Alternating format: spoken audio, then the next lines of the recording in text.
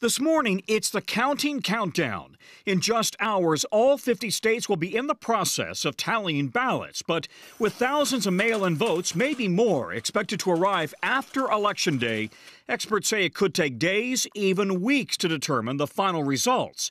Something the president has falsely claimed could lead to election fraud.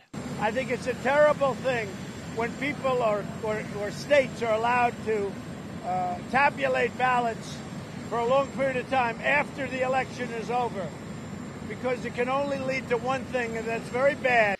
In fact, no presidential election has ever been officially determined on election night.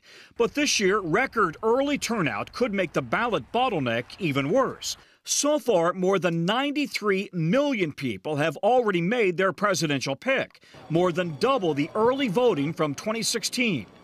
While the count is already underway in Florida, Arizona, and North Carolina, other battlegrounds, including Ohio, Wisconsin, Michigan, and Pennsylvania, won't begin counting their millions of mail ballots until tomorrow.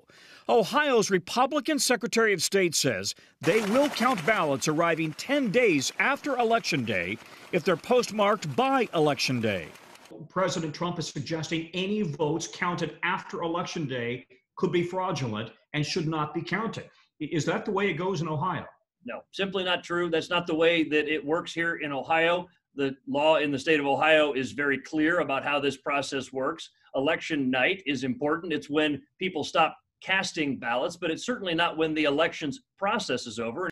The decision delay potentially setting the stage for post-election litigation. The reason why the counting process takes a while is because it's addressing the exact concerns that the president has expressed. They're double checking and triple checking their math before ultimately declaring and certifying a winner. Pennsylvania's Secretary of State admits the final count will take days.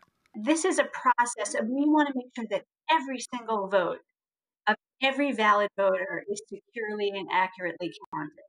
In Michigan, where every voter received an absentee ballot application, most of the mail-in processing is done by hand, further slowing tabulation, possibly until the end of the week.